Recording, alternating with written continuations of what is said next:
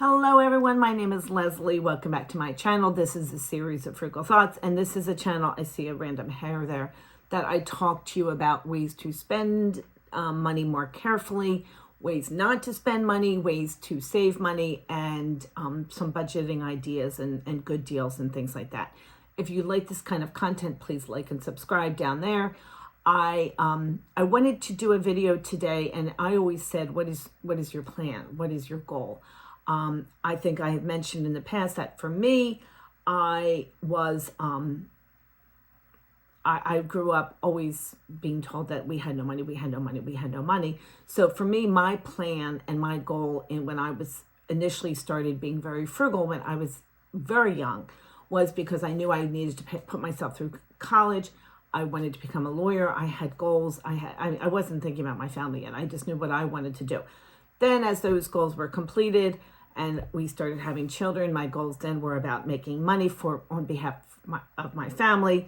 And then my why changed again a few years ago when my husband, as I've said many times, had a medical incident in which he was not able to go back to work, and our income dramatically changed and was dramatically lower.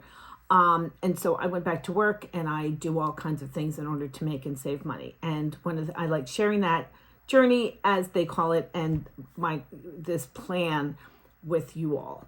I think it's really important to keep your why I'm going to keep on doing this, in mind as you are going through it, because it's very motivating. I think that for a lot of people, they might not be willing and or able to stick with the long-term goal of getting out of debt and saving money and doing things like that, because they frankly don't keep their why in focus. And that is probably a prescription, in my opinion, for disaster. I do think that there's the downside, which is just the accumulation of wealth and not having a plan for it or not having a why. Every couple of years you hear about this person who had a fairly low income job and never spent a dime, never went out, never did anything, and would leave $12 million to the local library or to the local school program, music program.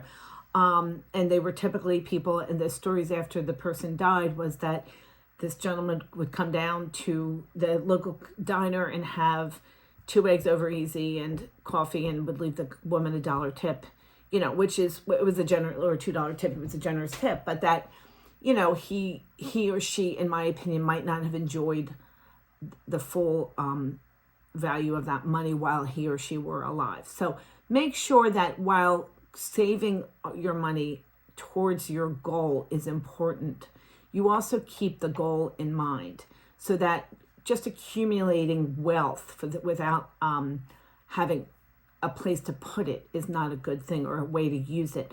None of us wants to be someone who is in our older years and realizes that we missed out on opportunities because we didn't spend the money that we had worked and so hard to save for all of those years. There was a woman who called in the other day to Dave Ramsey, and she was 75 years old. She was in a very good financial situation, and they were like, wow, you're a rock star. Dave always says, you're a rock star. You're amazing. I want you to spend some money. And she said, oh, I live in a cold climate. I can't really get out. My legs hurt. She'd become elderly. So it made me, frankly, a little bit sad that she had been able to use in my opinion, more wisely, some of the money that she had accumulated. So have a why of what you're doing this journey and this goal for, so that it helps you to get to the goal. But then once you get to the goal, make sure you are able to spend that money. The next video I'm going to do is about people who can't spend the money, and I call it tightwad trauma, which is something I think I definitely suffer from, but that's going to be my next video. But make sure you keep your why in the forefront of your mind as you're going through this. I will show you that my husband just did crazy glue to, these are his glasses and these are my glasses, and they both kind of just broke. Look at these. You've seen these on my head a couple times. This bottom thing here has come out. We're crazy gluing these, and My husband said to me, which was interesting because I don't know why he would say this to me because he knows me. He said, well, why are we doing this? I said, oh, this Gorilla Glue wasn't opening and this crazy glue. And I think they're like coagulated inside. We couldn't get them to work. And he said, well, why don't we just go over and why don't you just go get another pair of glasses, which is interesting because he knows that A, I don't shop, B, I'm going to try to fix these at least once. I mean, I'm definitely going to try to fix that. Just if I can Gorilla Glue or crazy glue the lens back in there, they're perfectly fine. But anyway, so it just brought to the forefront of my mind that, at what point does fixing these glasses become a little bit crazy, and at what point is that all healthy frugality working towards your goal?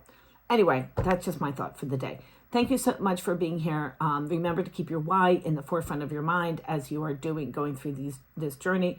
It will help you stay motivated, and when you reach that goal and you become financially independent and you've paid off your debt and you are able to start going into the next levels of wealth building, it will help you to really enjoy that money. Thank you so much for watching. This is Leslie. If you like, please like and subscribe. If you like this video, please like and subscribe. Thank you. Bye-bye now.